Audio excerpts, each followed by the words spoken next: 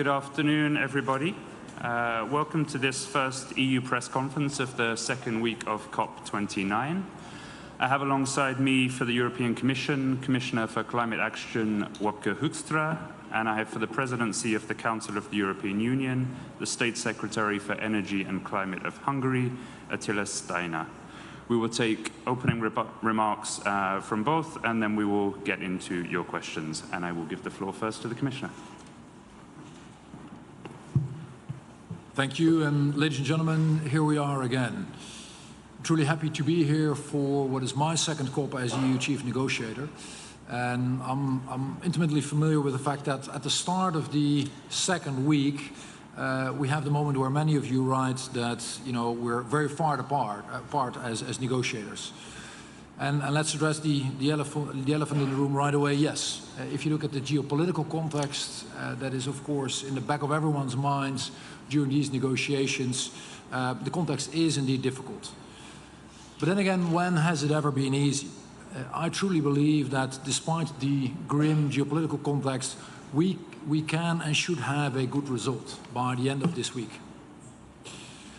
Ladies and gentlemen, while the UNEP emissions gap report says we're not yet on track to keep our 1.5 degree target, it is also very clear that technically, at the very least, we can do it. So that means, and that implies, that the challenge we're facing truly is political. And that is a challenge we face here as negotiators. So this week, in this venue, let's tone down the background noise and double down on the negotiations we have in front of us. As for the EU's role, we will continue to lead. We will continue to build bridges to countries from all over the globe, and we will continue to engage. We're a natural bridge builder, it is in our DNA, and we've always come to COPs with high ambition, and that kept us moving forward towards the Paris Agreement goals. And at COP28, we managed to bring everyone together to really reach ambitious results. And I'm here, and the team is here with the same energy and exactly the same ambition. It is clearly a steep climb, but we are truly ready for it. So let me also take this opportunity to call on the COP presidency to start bringing parties together around more concrete texts as early as possible this week. There is a clear and heavy responsibility, as always, on the shoulders of the COP presidency to bring these important but difficult talks to a conclusion. This is truly a conference of parties, and ministers are ready to work. But we do need a presidency to lead and to steer us in the direction of a safe landing ground. Let me briefly turn to the NCQG. We all know it is never easy in politics, and neither is it in international politics, to talk about money. But the cost of action today is, as a matter of fact, much lower than the cost of inaction and later on reacting to climate disasters. So we all have a role to play. As I said, we will continue to lead, to do our fair share and even more than our fair share, as we've always done. And public finance should remain at the core of the NCQG. But three critical things need to be clear as well. One is, with affluence comes responsibility. Others have a responsibility to contribute based on their emissions and based on their economic growth. Two, the money needs to go first and foremost to these countries most in need, to the most vulnerable amongst us.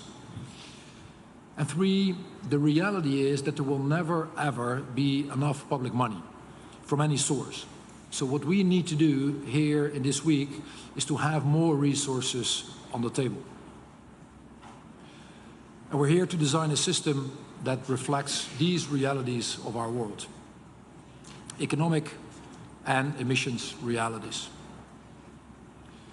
Then on Article 6, one way to drive more private sector contributions is through carbon pricing and through carbon markets. And that is why we're also negotiating the completion of the Paris Agreement rules governing international carbon markets. And this is a truly very important work stream, a potentially very impactful work stream this week.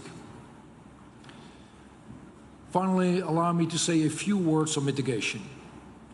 It is imperative that we send a strong signal this week for the next round of NDCs. And we must follow on our historic decision in Dubai to truly transition away from fossil fuels. And in that light, the announcements by Brazil, by the UAE itself, and by the UK are very positive and very promising. In the European Union, we're also planning an ambitious NDC in line with the 1.5 goal. We're on the right track in Europe. The EU has reduced its greenhouse gas emissions by over 8% in 2023, which is one of our largest cuts ever. And we need and we will continue to keep the pace. So, ladies and gentlemen, in conclusion, it is the start of a long week of negotiations. And these things, as we all know, are never easy. But we do have a job to do, so let's get it done. Let me pause there and hand over to you, Attila. Thank you very much, Wopke. Dear members of the press, dear ladies and gentlemen, also warm welcome on behalf of the Hungarian EU presidency. I can report to you that many ministers are already here from European Union member states, and we are doing a very close coordination with all of the member states from the EU. And I can also confirm what Wopke said, that the EU is very committed to take the lead in the negotiations, and the EU believes that an ambitious outcome in Baku is the one that signals that we are all united in the fight against climate change. Following the decision in Dubai, it is our duty to ensure that the domestic and international implementation of the global stocktake is ambitious, credible, and 1.5 degrees Celsius aligned.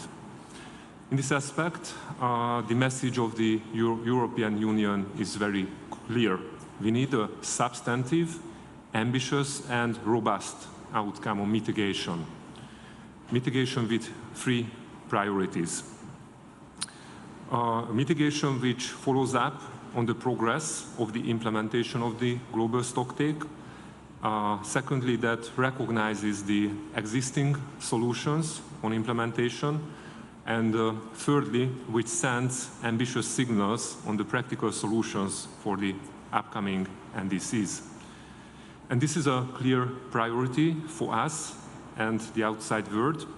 The business sector, the public are also requiring us to send strong signals how the world should proceed on the energy transition, and clearly mitigation is one of the key tools. And we established this process to jointly respond to climate change, having a space to discuss mitigation. Therefore, it is an inherent part of our work. And let me also remind us that the Paris Agreement is also about how to mitigate greenhouse gas emissions and to keep the 1.5 Celsius degree goal. So that's why mitigation is actually the main notion of the Paris Agreement. And on the road to Berlin, COP29 should reconfirm our determination to transition away from fossil fuels and accelerate the energy transition, as all agreed last year. And the transition is possible.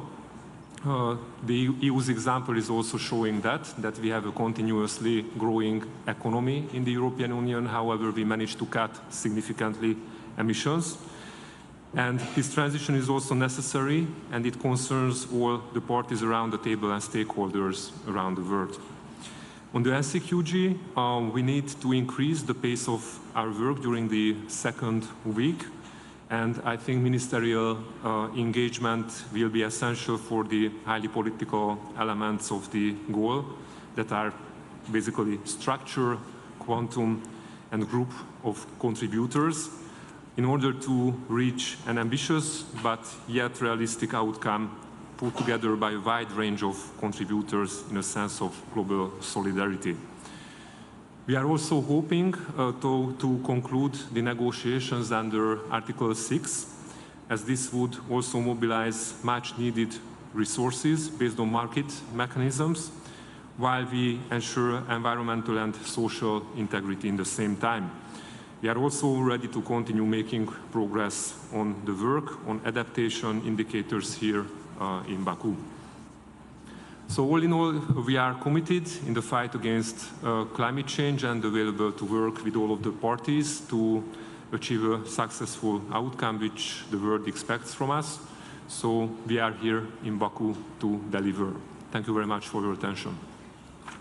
Thank you very much, State Secretary. Thank you very much, Commissioner. I'll take a few questions. I'll start right here in the front row. I'll take the two people sitting next to each other in the front. And the microphone should be coming to you.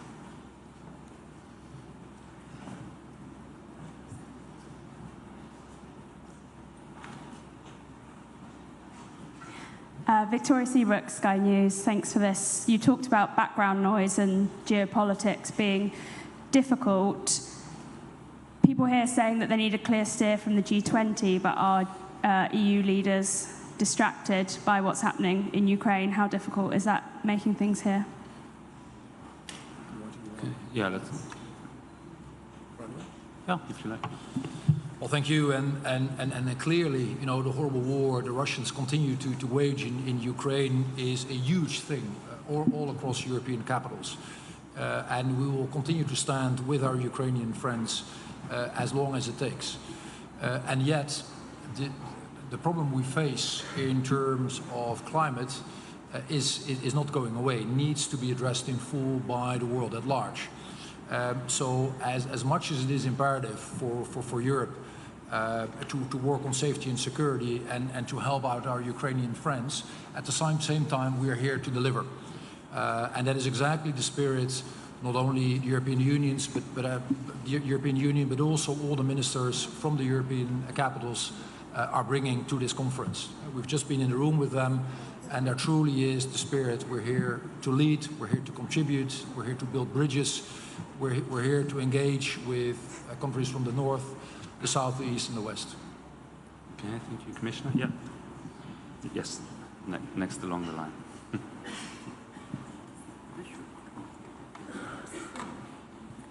Thank you, Lorenzo Tecleme from Italian Media El Manifesto. There is a figure here that is very popular, the $1.3 trillion from 2035. Is that a figure that Europe could like? You know, what I've learned in these type of negotiations is that it is typically not helpful to make, you know, all sorts of sweeping statements about these type of amounts, but it truly articulates, you know, what our ambition is here. Our ambition is to ASAP move forward on all the various and large domains that we have on the table here. And that clearly involves the financing. That clearly involves transitioning away from fossil fuels. And that clearly means doing much more in terms of carbon markets. And these are, if you will, the three main important points, the most important points on the agenda. In terms of financing, it is, as I've just said before, it is a combination of raising more money and more truly implies that more countries need to take their responsibility. It means involving private sector's financing, not as an alternative, but as a top-on. And we need to make sure that the money lands with the most vulnerable. That is absolutely imperative if we want to create and bring fairness to the system. Okay, take some from the other side of the room. I'll go a bit further back. I'll go to the third row. Gentleman with the longer hair and the striped shirt.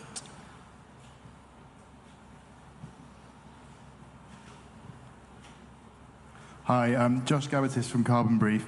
Would the EU be able to accept some kind of decision on finance that recognises voluntary contributions from developing countries? There's been some reporting that said that the G20 have come to some sort of statement which says that which recognises voluntary contributions from developing countries. Would that be sufficient here, or do you need something further than that?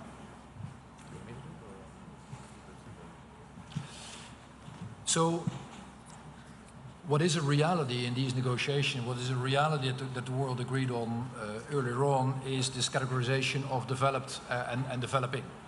And yet, we also see that a range of countries have made tremendous economic progress in the last couple of decades.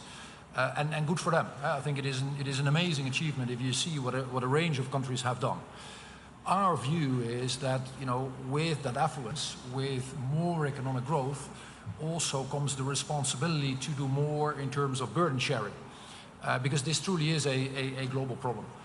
And yet I do recognize that for countries it is typically difficult to leave entrenched positions and move officially from one category to the next. So a potential solution could be indeed to, without leaving these classic positions, to do move into a space of voluntary contributions. And in that sense, you know, we would be open and we would be welcoming to those countries who do make such a step, because in the end, this is not about dogmatism. This is about solving one of the largest problems that humanity is facing in this period of time. Okay, thank you. I'm sorry, yeah, State Secretary. One comment to that question, that I fully agree that, yes, of course, the more the voluntary contributions, the better. However, you should see the big picture that actually the European Union is responsible for 6.5% of the global emissions. However, in case of financing, we already have a much higher share. It's around 1/3 of the total financing. So we already took our part. But of course, the challenges are also growing. So that's why we encourage everyone to contribute as much as possible. Thank you. There's a lady in the second row. Yeah. Esme Salah, BBC News. The negotiations are still going on the Lima work programme at the moment. There's a line in there which is still in brackets about acknowledging that women and girls are vulnerable to climate change. That shouldn't really be a controversial statement. Who's blocking the fact of having that in there as a line of text, and what's the EU doing to resolve that?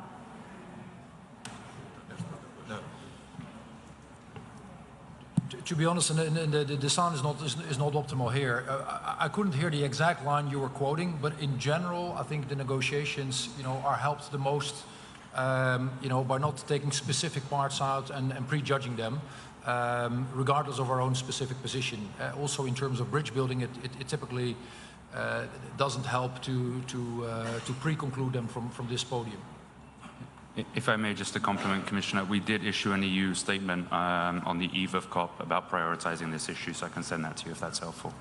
What was it about? About gender. Okay. Yeah. Yeah. By the way, we did address it. That is maybe good to articulate as well. We did specifically address this in our EU coordination meeting, given that it is so important for us as a European Union. Okay. Apologies for not being able to hear you, because of the sound. I'll go next to the third row here, right in front of me.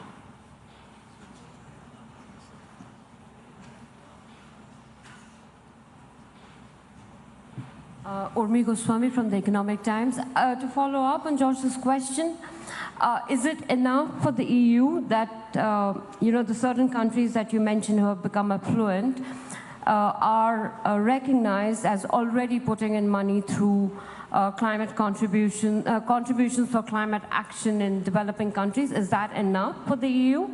Vis-a-vis the thing about increasing contributor base, is that recognition enough? And second, to the same answer, you said something to the effect of how it should be about it becoming a voluntary space. Are you saying that the EU is actually wanting to move to a space where all contributions become voluntary? That is, no more obligations. Is that what you're saying? Maybe to the first part of your question. Yes, indeed, we would like to have a larger contributor base. I think there are many contributors already, which are not calculated into the big picture.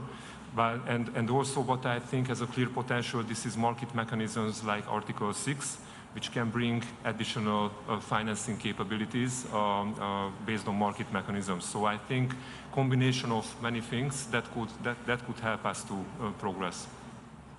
Okay, we have a question on the end of the second row here. Just briefly on your question. So we will continue to stick with our commitments, and we're here to make sure that we continue to lead, and basically that there's a larger group of countries that will continue to do more rather than less. What I meant to say is that in order to bridge this classic categorization of developed and developing, my pattern recognition so far has been that those in the developing category that have accumulated significant affluence, and in some cases actually more than that of many member states in the European Union, still find it difficult to leave that category officially. And regardless of what I think of that, that is simply a reality. And in order to make sure that these countries still feel the liberty to contribute, I do see a potential landing zone of them not moving and jumping boxes to the developed category, but moving to a voluntary contribution. That is what I tried to say. Thank you, Commissioner. Yes, second. Thank you. My name is Parvana Baydamova, Voice of America, Azerbaijan Department. My question is about how can European Union to implement projects for transporting green energy from Azerbaijan to Europe? For all of you, maybe you wouldn't mind shouting at us because it enhances the conversation. Could you repeat the last bit of the question? Question is how can European Union help to implement projects for transporting green energy from Azerbaijan to Europe? Transporting green energy from Azerbaijan to Europe. Yes, I think there are many initiatives. Also, this region is considered as diversification options for Europe. And this is also acknowledged by several European member states and also by the European Commission. And the Green Energy Corridor is clearly such an initiative. And here, of course, there was also a special initiative of the COP presidency on that topic. So I think for the European Union, it's the better that we can import and diversify our energy supplies. And if it's clean energy, then that's even better. So I see this project could very clearly fit to our strategic objectives. Okay, thank you very much. One here in the front row. Hi, thank you for this. Emanuela Biloglio from Carbon Pulse. I have 3 questions. One is on NDCs and the climate law, which was supposed to come out mid-December or early next year. Why is the Commission not doing anything right now on NDC? Why is it delaying the process? Because it doesn't seem like EU is no longer a first mover. The second question is about CBAM. Is it making negotiations more difficult with developing countries in particular? And my third question is on voluntary carbon markets. In the text that just dropped, there is a possibility to have them contributing to climate finance. What would it mean, and who is baking it, who's not? Thanks. So first on the NDCs, and clearly we have the desire and the ability to lead in that field as well. And you know that there are crystal clear ambitions also in my mission letter for the next Commission. However, there is also the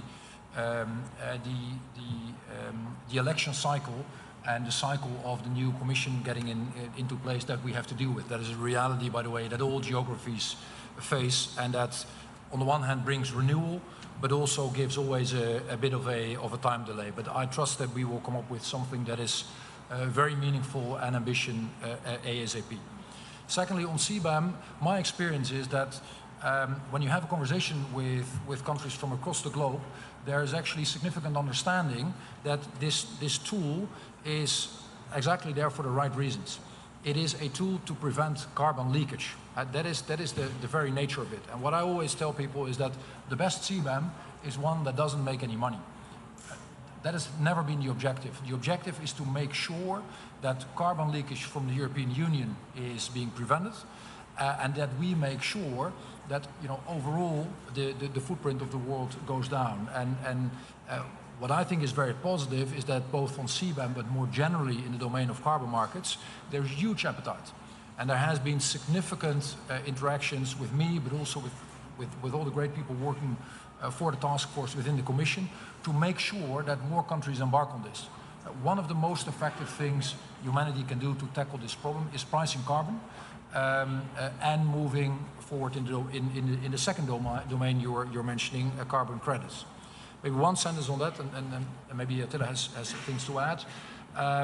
It would be great if we could make progress in that domain as well. What we do need to make sure, though, is that when we continue with carbon credits, the certification and the verification and where we set the bar is truly at the right level. Because we do not help anyone to basically to move forward with a system that lacks the integrity. So integrity is key, and once we have it, it is a huge step forward for countries developed and developing.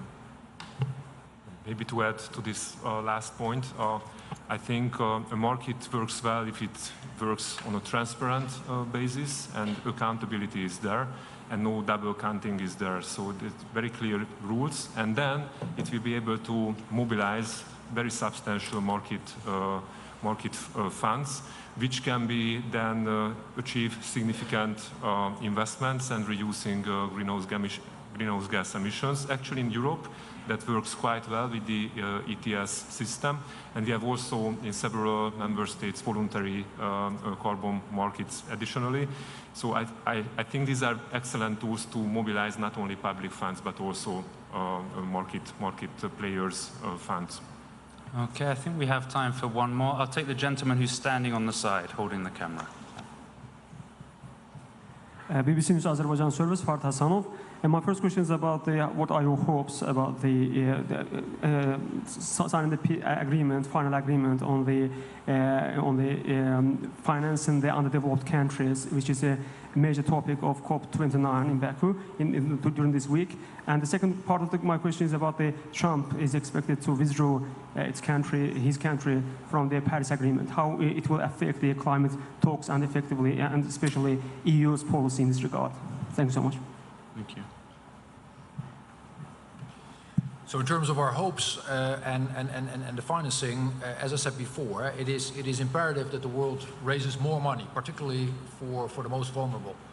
Those are countries who bear very little, if any, responsibility in the heating up of our planet and are typically the ones most in harm's way. So I feel it is imperative that we make sure there's more public and more private sector financing being brought to the table to help out our partners most in need. So that will be our objective, and therefore it is crystal clear that we need to broaden the solution space.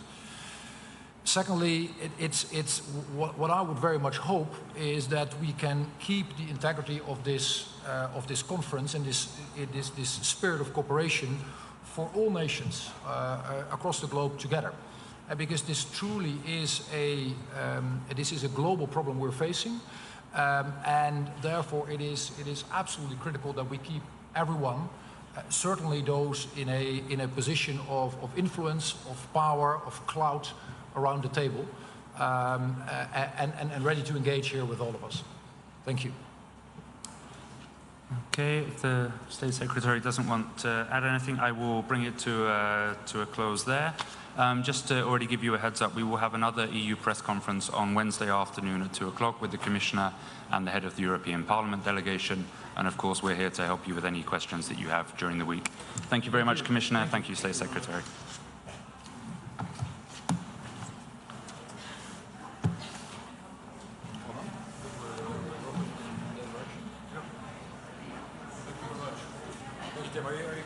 Yes.